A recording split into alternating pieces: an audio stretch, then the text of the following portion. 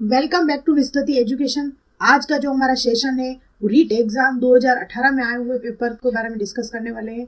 इसमें 30 क्वेश्चन जो बाल विकास और शिक्षा शास्त्र से संबंधित है उनको आज हम अच्छे से डिस्कस करेंगे। इससे पहले हम दो एग्जाम में आए हुए दो वीडियो डाल रखे हैं, उनको देख लेना कृपया करके। शुरुआत करते हैं आज के सेशन की बिना किसी देरी के। तो सबसे पहला प्रश्न आता है हमारे सामने, एक अधिगम विकलांगता जिसमें लिखावट में कठिनाई शामिल हो है कहलाता है। वैसे माना जाता है रीट के अभी तक के जितने भी एग्जाम हुए, टोटल 6 एग्जाम है, उन सब के हम डिस्कस करेंगे। जो कि 2018 का सबसे साइकोलॉजी यानी कि बाल विकास का सबसे टफ जो पेपर माना जाता है वो 2018 का माना जाता है, क्योंकि इसमें सबसे कम मेरिटरी थी और ये सबसे विवादापूर्ण प्रश्न भी था। इसमें कुल मिला के 2 बोनस भी इंक्लूड है, वो सारे डिस्कस हम करेंगे। तो सबसे पहले हमारा जो प्रश्न है, एक अधिगम विकलांगता में लिखावट की कठिनाई शामिल है। डिसलेक्सिया, डिसकैल्कुलिया, डिसग्राफिया, ध्यान अवधान अधिक सक्रियता संबंधी विकार। सबसे पहले हम बात करें इनको वर्ड को याद करने की, मैं एक आपको टेक्निक बता देती हूँ।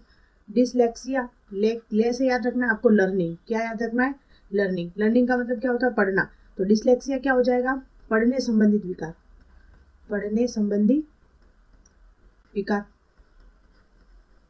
डिसकैल्कुलिया, कैलकुलेशन अपन किससे करते हैं, कैलकुलेटर से। तो गणित संबंधी जो भी विकार है वो डिसकैल्कुलिया के संबंध में आ जाएगा, गणित के संबंधित। और डिसग्राफिया, और इसको डिसग्राफिया भी बोलते हैं। तो आपको याद रखना आप ग्राफ किससे बनाते हैं, ये चीजें आपको याद रहेगी, वरना आप एग्जाम में कंफ्यूज हो जाओगे। डिसलेक्सिया के मतलब पढ़ने का था या डिसग्राफिया का था, तो आप याद रखिए लेक्सिया मतलब लर्निंग, लर्निंग मतलब पढ़ना। और डिसग्राफिया आप ग्राफ किससे बनाते हैं, पेंसिल से बनाते हैं, यानी लेखन संबंधी विकार। डिसग्राफिया मतलब लेखन, और जो कि प्रश्न में क्या दे रखा, लिखावट। लिखावट किससे संबंधित है, लेखन से। तो इसका आंसर क्या हो जाएगा अपना, डिसग्राफिया, ऑप्शन नंबर 1। ध्यान अभाव अति सक्रियता विकार, ये मस्तिष्क संबंधित विकार होता है, अति सक्रियता होता है, वो उसके ऊपर कॉन्सेंट्रेट नहीं कर पाता बालक सीखने के प्रति। तो इसका जो पहला आंसर क्या हो गया अपना, ऑप्शन सी। और इसकी शॉर्ट ट्रिक भी मैंने एक वीडियो में पूरी डाल रखी है, जिसमें अधिगम विकलांगता से संबंधित सारी जो 1 नंबर वहाँ से आपको निश्चित तौर से, यदि आप वो वीडियो देख लेते हैं तो एग्जाम में आपका 1 नंबर अवश्य वहाँ से पक्का हो जाएगा। तो आप उसको भी कंप्लीट देख लें, सर्च करके अधिगम विकलांगता। नेक्स्ट क्वेश्चन देखते हैं हम, निम्न में से कौन सा एक योगात्मक मूल्यांकन से संबंधित है।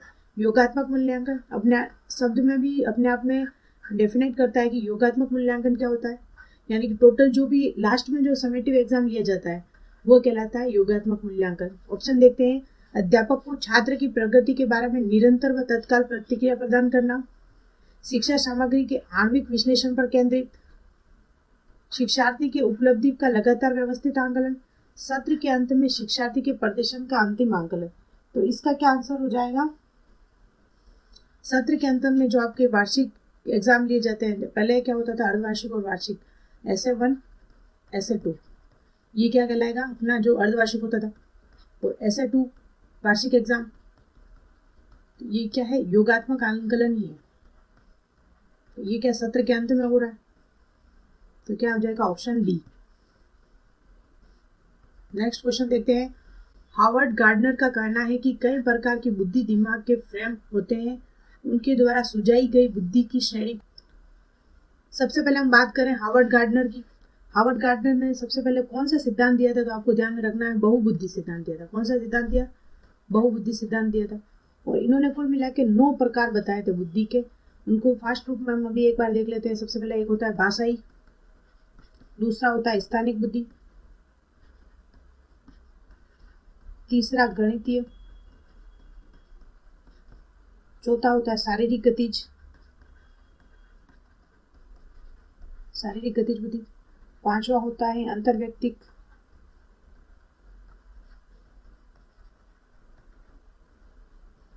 छठा अपना अंतः या फिर इसको कहते हैं आत्मनव बुद्धि, सातवां अपना संगीत बुद्धि। प्रारंभ में जब बहुबुद्धि सिद्धांत दिया था उस समय उन्होंने कुल 7 सिद्धांत दिए थे, लेकिन उन्होंने कलर चेंज कर देते हैं, लेकिन उन्होंने 1998 में एक सिद्धांत इसमें और इंक्लूड कर दिया, कौन सा, 8वां नंबर का, प्रकृतिवादी। और 2000 में इन्होंने एक अंतिम, जो कि 9 हो गए टोटल, अस्तित्ववादी। कौन सा दिया, अस्तित्ववादी सिद्धांत। तो एक बार वापस देख लेते हैं अपन। गार्डनर कौन है, एक वैज्ञानिक है जिन्होंने बुद्धि के बहुबुद्धि सिद्धांत दिया। इन्होंने टोटल पूछ ले कितने सिद्धांत दिए थे, 9 सिद्धांत दिए थे। उसमें से भाषाई, स्थानिक, गणितीय, शारीरिक गति सिद्धांत, अंतर्व्यक्तिक, अंतः आत्मन बुद्धि, संगीत बुद्धि, ये सारे उस समय 1983 में दे दिए थे ये सिद्धांत। लेकिन 1991 में इन्होंने इनमें प्रकृतिवादी और 2000 में इन्होंने अस्तित्ववादी को और इंक्लूड कर दिया। तो अब इसमें से ऑप्शन देख के बताओ कि बुद्धि का कौन सी श्रेणी है। विश्लेषण बुद्धि दी थी क्या, नहीं दी थी। रचनात्मक बुद्धि दी थी क्या, नहीं दी थी। व्यवहारिक बुद्धि दी थी, नहीं दी थी। तो गार्डनर ने जो बुद्धि का कौशल सिद्धांत दिया था वो कौन सा है, प्रकृतिवादी। तो ऑप्शन सी यहाँ पर बिल्कुल सही हो जाएगा। नेक्स्ट देखते हैं, हमारे देश में कई बच्चे एक से अधिक भाषा बोलते हैं। निम्न में से पता लगाए कि 2 भाषाओं को बोलने की क्षमता वाले बच्चों के लिए सही लाभ होगा। अवधान गठन करने में सुविधा, यदि कोई बच्चा 2 लैंग्वेज जान रहा है तो उसमें क्या कौन कौन से लाभ हो सकते हैं। अवधान गठन यानी कोई भी चीज समझने में उसको सुविधा होगी, बिल्कुल सही बात है। विश्लेषणात्मक तर्क में सुविधा मिलेगी। संज्ञानात्मक लचीलेपन में सुविधा, यानी कि उसने सोचने समझने में भी क्या डेवलपमेंट होगा उसका, यदि अधिक भाषाओं का ज्ञान है तो होगा। तो यहाँ जो ऑप्शन हो जाएगा, ऑप्शन 4 उपयुक्त सभी यहाँ का आंसर हो जाएगा। नेक्स्ट क्वेश्चन देखें। अध्यापक कक्षा में कुछ गतिविधि कर रहा है, जैसे न केवल यह पूछ रहा है कि क्या हुआ, बल्कि यह पूछ रहा है कैसे और क्यों। उन्हें एक प्रश्न के विभिन्न उत्तरों तथा परख की तुलना करने में मदद करना, जो वास्तव में सबसे अच्छा जवाब है, इन गतिविधियों को बढ़ावा देने की कोशिश कर रहा है। यानी कि कोई कार्य आप कर रहे हो, पर कर रहे हो उसे कैसे कर रहे हो और उससे क्यों कर रहे हो। यानी कि आपको पूछा जाए कि आप रीट की तैयारी कैसे कर रहे हो और आपका मोटिव क्या है करने का।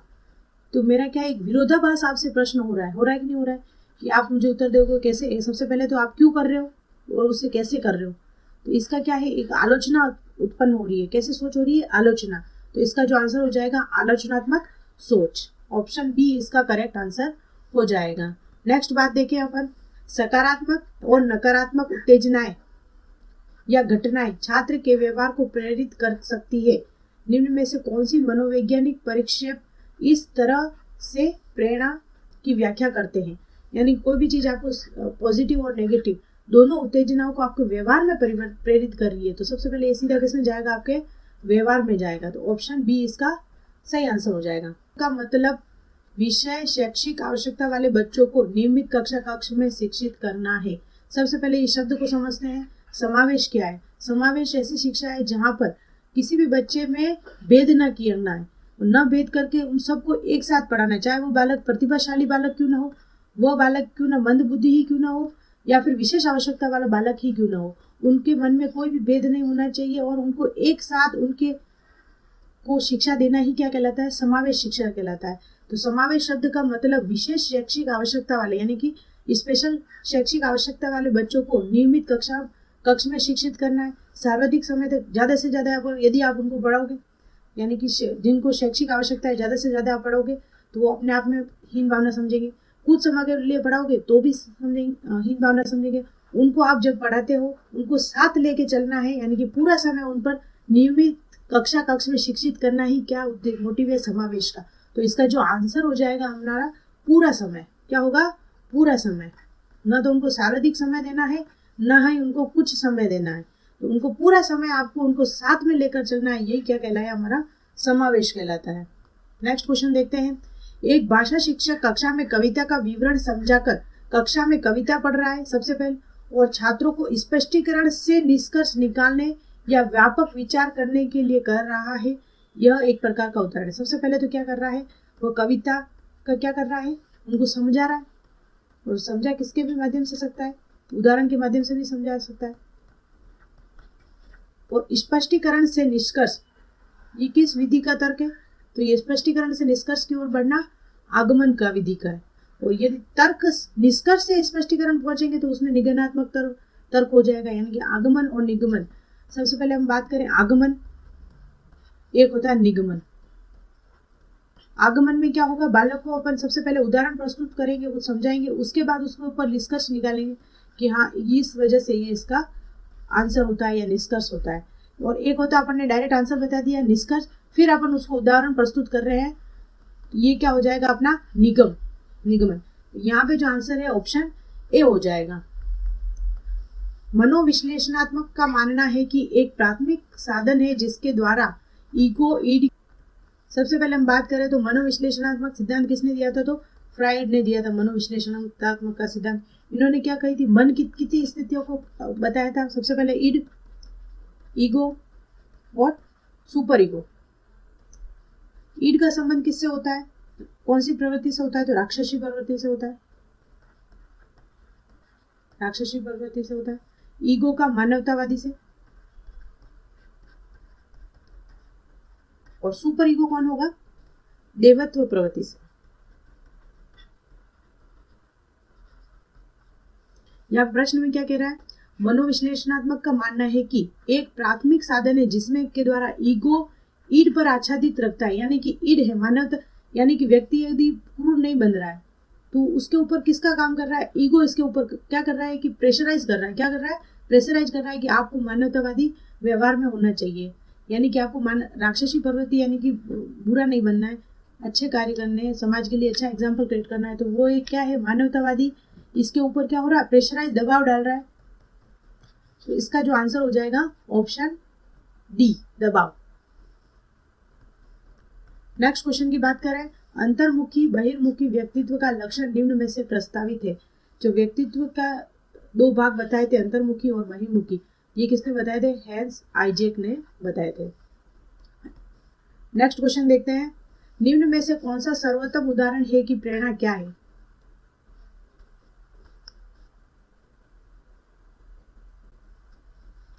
सबसे पहला ऑप्शन है छात्र अ आगामी स्कूल वर्ष के बारे में भावुक है और अच्छा करना चाहता है। चार ऑप्शन को आपको पढ़ना, कॉन्सेप्ट क्वेश्चन वाला है। छात्र ब सक्रिय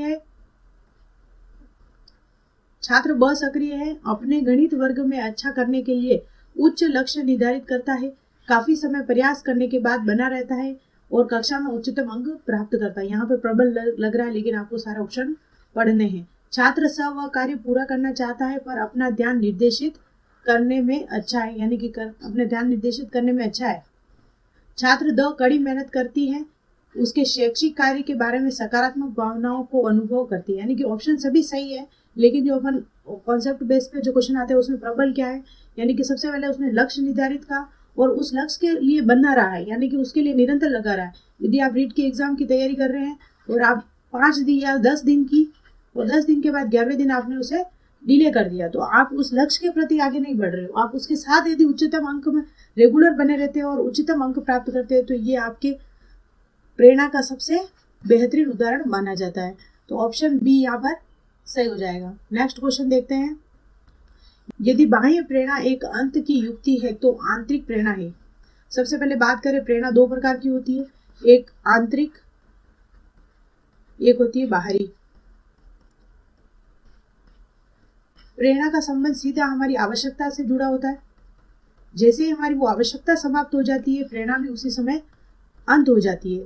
तो सबसे पहले यदि हम बात करें ये बाह्य प्रेरणा का एक अंत है, तो आंतरिक प्रेरणा का भी क्या हो जाएगा, एक अंत होगा, अपने आप में क्या है वो भी एक अंत है। तो ऑप्शन बी यहाँ पर सही हो जाएगा। क्वेश्चन 13, एक व्यवस्थित विज्ञान जो स्वयं और वातावरण के साथ समायोजन प्राप्त करने के लिए नियम, कानून और सिद्धांत प्रदान करता है कहलाता है, क्या कहलाता है। ऑप्शन ए अभिप्रेरणा, दिमागी आरोग्यता, अधिगम, द्वंद। यही कारण है कि 2018 का जो पेपर है उसमें फैक्चुअल चीजें कम आई है, दिमाग लगाकर उसको सोल्व करना पड़ रहा है, इसलिए थोड़ा सा ये पेपर सबसे ज्यादा टफ माना जाता है और इसमें सबसे ज्यादा लो कट ऑफ रहती है और कम लोग पास होते हैं। तो यहाँ पे जो प्रश्न पूछा है, यानी कि व्यवस्थित विज्ञान जो स्वयं और वातावरण के साथ समायोजन प्राप्त करने के लिए नियम, कानून और सिद्धांत प्रदान करता है, क्या कहलाता है। यदि आप अभिप्रेरित हो, क्या होगा वो, संभव नहीं। अधिगम से संबंधित है, नहीं। द्वंद की स्थिति है, नहीं। यहाँ पे जो दिमागी आरोग्यता यानी कि आप मेंटल हेल्थ यदि आप की सही है तो ही आप उसमें स्वयं वातावरण के साथ क्या कर पाओगे, समायोजन कर पाओगे। तो इसका जो ऑप्शन बी हो जाएगा यहाँ पर सही हो जाएगा। नेक्स्ट बात करें, एक समायोजन तंत्र में अतीत, वर्तमान और प्रस्तावित व्यवहार के अनुमोदित कारणों को तार्किक और सामाजिक रूप से सोचना शामिल है। ये समायोजन से संबंधित प्रश्न आया है। सबसे पहले प्रतिकरण, परिमेयकरण, प्रतिगमन और दमन। प्रतिकरण किसे कह सकते हैं? प्रतिकरण, परिमेयकरण, प्रतिगमन और दमन। किसी भी चीज को बलपूर्वक यदि अपन दबाते हैं वो क्या कहलाता है? दमन कहलाता है। बलपूर्वक अपनी इच्छाओं को क्या करना है? दबाना। ये सबसे ऑप्शन यहाँ पर है नहीं, तो ये डायरेक्टली कैंसिल हो गया। प्रतिगमन यानी कि पूर्व में जाकर अपन अपने आप को समायोजित करना क्या कहलाता है? प्रतिगमन कहलाता है। परिमेयकरण इसका एक नाम और है युक्तिकरण, तर्क संगतिकरण।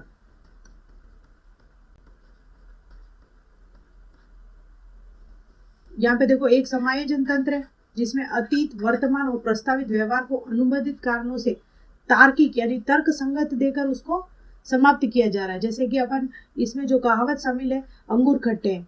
कौन सी? अंगूर खट्टे। लोमड़ी ने तर्क के साथ उत्तर दिया कि मैं अंगूर क्यों नहीं खाना। लोमड़ी ने अपने आप को समायोजित कैसे किया कि मैं अंगूर क्यों नहीं खाना चाहती हूँ? क्योंकि अंगूर खट्टे है। उसने तर्क प्रस्तुत किया। तो इसका जो आंसर हो जाएगा परिमेयकरण हो जाएगा। ऑप्शन बी इसका करेक्ट आंसर रहने वाला है। नेक्स्ट बात, स्कूल के संगठनात्मक स्थापना छात्रों के अधिगम को प्रभावित करती है। यह पहलू उस श्रेणी से संबंधित है। स्कूल की जो स्ट्रक्चर है वो किस पर डिपेंड करता है? क्रियात्मक कारक है, मनोवैज्ञानिक कारक है, सामाजिक कारण है, अन्य कारण है। स्कूल क्या है? स्कूल हमारा क्या है? समाज का एक हिस्सा है, महत्वपूर्ण। तो यहाँ पर जो मुख्य आंसर हो जाएगा हमारा सामाजिक कारक। तो ये सामाजिक कारक में सम्मिलित है। नेक्स्ट क्वेश्चन देखते हैं। निम्न स्थितियों में से कौन समायोजन को बढ़ावा देता है? तीव्र उत्सुकता, अपराध का जुनूनी विचार, बीमारी का डर, न्यूरोटिक भय और चिंता से मुक्ति। तो समायोजन का मुख्य क्या है? सबसे पहले अपने आप को मेंटली हेल्थ को क्या करना है? रिकवर करना है। और चिंता से मुक्त होने के लिए हम क्या करते हैं? समायोजन करते हैं। तो ऑप्शन डी इसका सही आंसर है। नेक्स्ट बात करें, एक शिक्षक के रूप में आपने अपने छात्रों से हमारे जीवन पर प्रदूषण के प्रभाव को समझाते हुए एक निबंध लिखने के लिए कहा। इस कार्यभार को ब्लूम के वर्गीकरण में कौन सा संज्ञानात्मक स्तर की व्याख्या की गई है? के वर्गीकरण की, तो ब्लूम का जो वर्गीकरण है उसको तीन भागों में बताया था। संज्ञानात्मक स्तर, संज्ञानात्मक, भावात्मक और क्रियात्मक। अब हम बात करें यहाँ पे क्या पूछा? संज्ञानात्मक स्तर की व्याख्या किसमें गई गई है? सबसे पहले हम बात करें, इसको भी इन्होंने सबसे पहले ज्ञान, दूसरा अवबोध, तीसरा बता दिया इसमें अनुक्रिया या फिर अनुप्रयोग करना, चौथा हो गया विश्लेषण, पांचवा संश्लेषण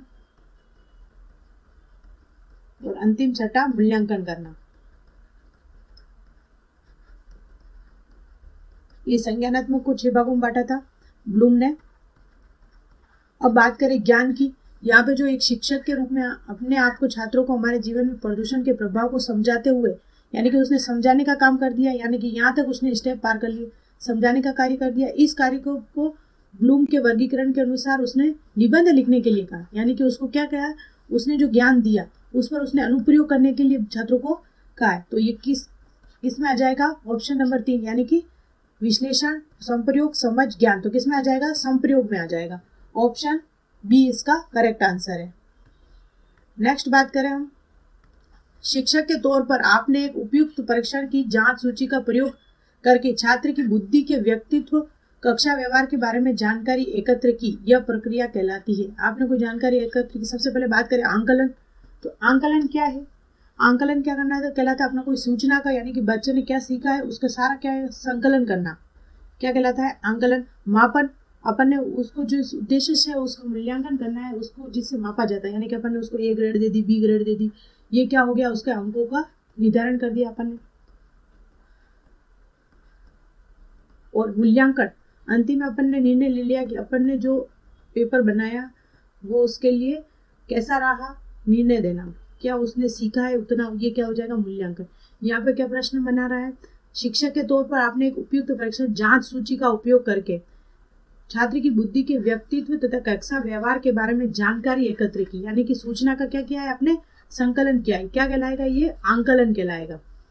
तो ऑप्शन ए यहाँ पर सही हो जाएगा। कौन सा प्रक्षेप ब्लूम के वर्गीकरण का नामित नहीं है? संज्ञानात्मक, क्रियात्मक, भावात्मक। यदि हिंदी मीडियम के हिसाब से हम देखें तो इसमें सही आंसर क्या हो जाएगा? मनोप्रयोग। प्रेरणा। लेकिन इंग्लिश के पेपर में उन्होंने कोई विवाद होने के कारण इसमें अपन को बोनस अंक दिया था। तो सबसे पहले यहाँ पर जो 3 दिए जाते हिंदी मीडियम के अनुसार, तो ये तीनों बिल्कुल करेक्ट है। लेकिन यहाँ पर गवर्नमेंट में इस क्वेश्चन में बोनस दिए थे क्योंकि इंग्लिश के पेपर में कुछ मिस्टेक्स गवर्नमेंट के द्वारा हो गई थी। नेक्स्ट बात करें, निम्नलिखित में से कौन सा राष्ट्रीय पाठ्यचर्या 2005 ढांचे में मार्गदर्शक सिद्धांत में नहीं है। सबसे पहले एनसीईआरटी 2005 ने 5 सिद्धांत दिए थे, वो मुझे कमेंट करके आप जरूर बताएं। सबसे पहले स्कूल से बाहरी जीवन को ज्ञान से जोड़ना, बिल्कुल सही बात है। परीक्षा का अधिक लचीलापन तथा कक्षा में एकीकृत करना, बिल्कुल सही बात है। अधिगम को रटना विधि को सुविधाजनक बनाना चाहिए। रटन से क्या करना चाहिए था, मुक्त करना चाहिए था। सिद्धांत कौन सा था, रटन से मुक्त। यहाँ से ये ऑप्शन सी हो जाएगा। पाठ्य पुस्तक केंद्रित रहने की बजाय बच्चों के समग्र विकास पर भी क्या दिया था, एनसीईआरटी ने जोर दिया था। यहाँ पे 3 हो गए, 2 मुझे जो सिद्धांत बच गए हैं वो आप कमेंट करके जरूर बताएं, क्योंकि एग्जामिनर घुमाकर क्वेश्चन रिपीट भी कर सकता है। शुरू में एक बच्चा अपनी पूरी हथेली का प्रयोग करके वस्तु को पकड़ता है। धीरे धीरे वृद्धि और विकास के रूप में बच्चा उंगलियां और अंगूठे का उपयोग वस्तु को उठाने के लिए करता है। इस प्रकार की प्रगति है। एक तो अपना वो क्वेश्चन था ब्लूम वाला, उसमें बोनस मिला, और ये 21वां क्वेश्चन है। इसमें 2 क्वेश्चन जो कि बोनस मिले थे, ये दूसरा क्वेश्चन है जिसमें बोनस मिला था। क्यों मिला हम देखते हैं। सबसे पहले हम बात करें सिफेलोपोडियल प्रगति, इसमें सिर से पैर की ओर विकास। प्रोसोमेटिक स्ट्रकल प्रगति, इसमें क्या हो जाएगा, केंद्र से परिधि की ओर। और व्यापक से विशिष्ट कार्रवाई प्रगति, यानी कि जो बच्चा धीरे धीरे वृद्धि विकास के रूप में अंगुलियां फिर अंगूठे का प्रयोग करते हुए वस्तु उठाने में करता है। इसमें ऑप्शन बी भी सही है, ऑप्शन सी भी सही है। इस कारण इस क्वेश्चंस में आपको क्या मिला था, बोनस अंक मिला था। तो ऑप्शन बी और सी दोनों सही होने के कारण क्या हो गया, इस क्वेश्चन विवादापूर्ण रहा और बोनस मिला। बच्चे के विकास का अक्सर शारीरिक, संज्ञानात्मक, भावात्मक और सामाजिक जैसे 3 व्यापक क्षेत्र में विभाजित किया जाता है। विकास प्रक्रिया इन क्षेत्रों में कहाँ तक संबंधित है। सबसे पहले अन्य को प्रभावित किए बिना स्वतंत्र रूप से विकसित, एकीकृत और समग्र प्रकार के में विकसित, आंशिक रूप से विकसित, बेहतरीन ढंग से विकसित। तो एक इसका जो प्रबल आंसर हो जाएगा विकास के लिए, एक एकीकृत और समग्र प्रकार से विकसित होना ही क्या कहलाएगा, विकास की प्रक्रिया से संबंधित है। ऑप्शन बी इसका बिल्कुल करेक्ट आंसर हो जाएगा। नेक्स्ट बात करें, एक बच्चा जो एक विशेषता में उच्च है या निम्न है, बाद में उम्र में भी रहेगी, यह बयान के महत्व पर जोर देता है। यानी कि कोई बच्चा है जो प्रारंभ में या तो मौखिक रूप से जोर से ही बोलता है या फिर निम्न ही बोलता है।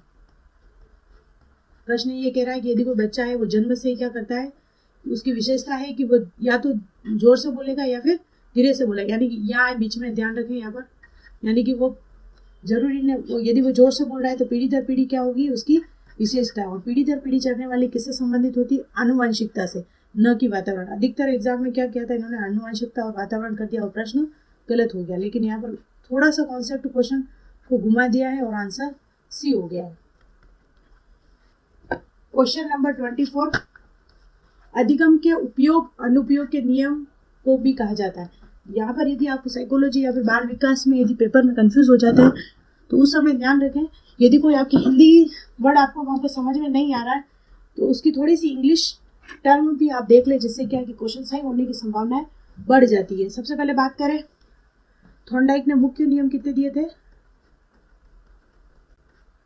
मुख्य नियम 3 दिए थे। सबसे पहला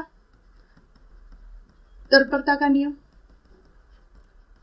दूसरा दिया था अभ्यास का नियम,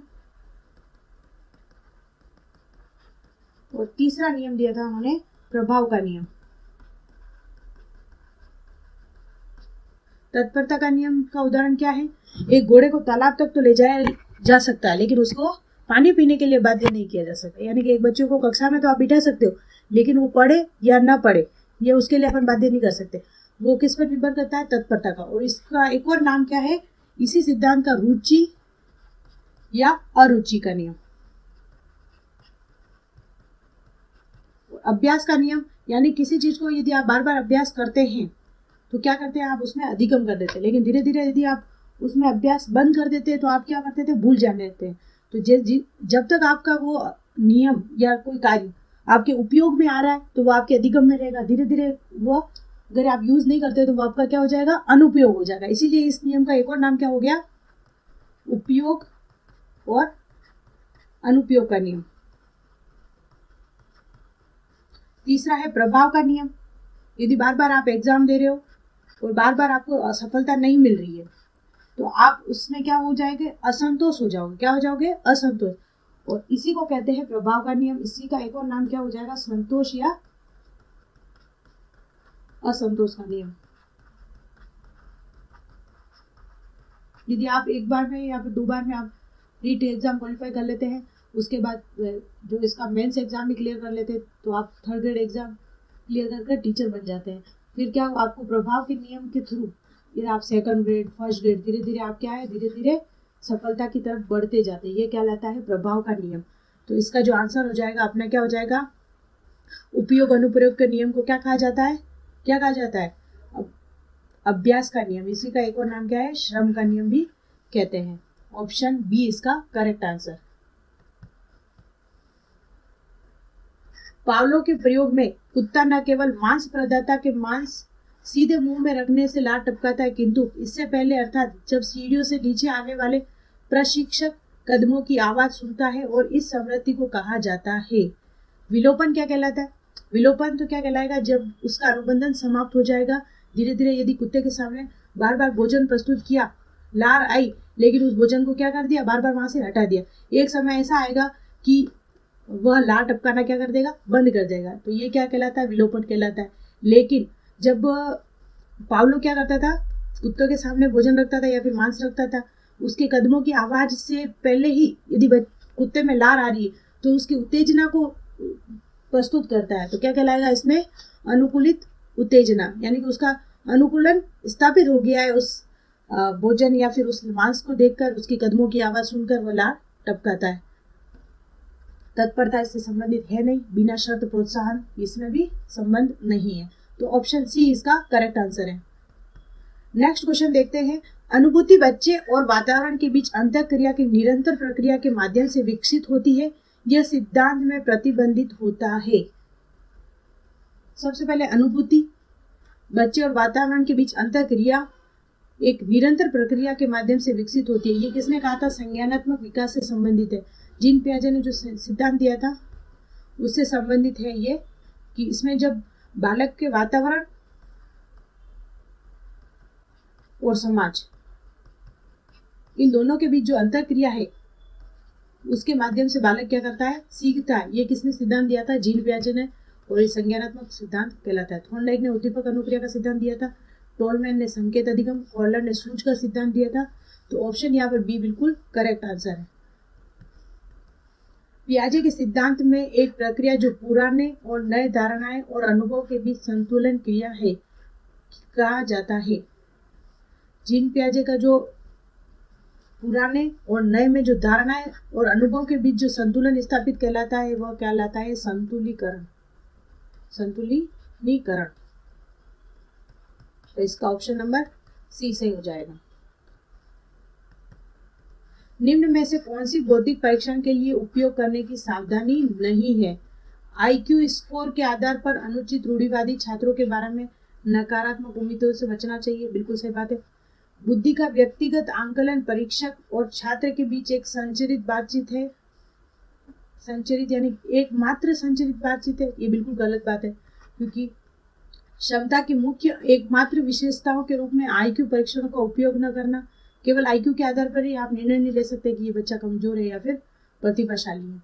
एक समग्र आईक्यू स्कोर की सार्थकता की व्याख्या में सावधान रहना, बिल्कुल सही बात है। तो इसका ऑप्शन नंबर बी बिल्कुल सही हो जाएगा। नेक्स्ट बात करें, एरिक्सन के अनुसार बच्चों की मनोसामाजिक विकास के 8 चरणों में होता है। एक कक्षा 3rd का छात्र 9 साल से आसपास विकास के किस चरण में मेल खाता है। एरिक्सन के अनुसार बच्चों को मनोसामाजिक विकास के 8 चरणों में होता है, यानी कि एरिक्सन ने मनोसामाजिक के कितने चरण दिए थे, तो 8 चरण दिए थे। इनमें कक्षा 3 का छात्र जो कि कितने साल का है, 9 साल का है, विकास के किस चरण में होगा। सबसे पहले हम बात करें 9 साल का जो बच्चा है वह किसके अंदर आएगा, परिश्रम बनामहीनता, इसका जो एज ग्रुप होता है वो 6 से लगाकर 12 वर्ष का होता है। आपको इसके 8 ही चरणों का मैं अलग से एक इरेक्शन का वीडियो बना दूंगी, जिसमें इन्होंने जो 8 चरण बताए थे उनको अपन विस्तृत डिस्क्राइब कर लेंगे वहाँ पर। यहाँ पे एग्जाम पेपर के हिसाब से अपन ऑप्शन बी बिल्कुल कम समय में इसको समाप्त करना चाहते हैं। नेक्स्ट बात करें इस 2018 वैकेंसी का अंतिम बाल विकास का प्रश्न की निम्न में से कौन सा कथन आदर्श संदर्भित परीक्षण के लिए सत्य नहीं है? यह एक मानकीकृत प्रशिक्षण है। छात्र के स्कोर की तुलना इनके साथ तुलना करने की जाती है कि अन्य ने कैसा प्रदर्शन किया है। कहा जाता है कि परीक्षण राष्ट्रीय मानदंडों पर आधारित है। छात्र के प्रदर्शन को स्थापित में मानदंड से तुलना की जाती है। तो इसमें क्या हो जाएगा, इसमें जो आदर्श संदर्भित है, किसी एक बालक की तुलना दूसरे बालक से की जाती है, उसमें राष्ट्रीय मानदंडों से कोई लेना देना नहीं होता है। तो ऑप्शन सी यहाँ पर इसका करेक्ट आंसर हो जाएगा। आज की क्विज का जो क्वेश्चन है वो आप कमेंट करके बताएं। एक बालक जिसकी बुद्धि लब्धि 105 है उसे किस में वर्गीकृत किया जाएगा? ऑप्शन ए श्रेष्ठ बुद्धि, सामान्य से अधिक बुद्धि, सामान्य बुद्धि या फिर मंद बुद्धि। थैंक यू सो मच आज के सेशन में।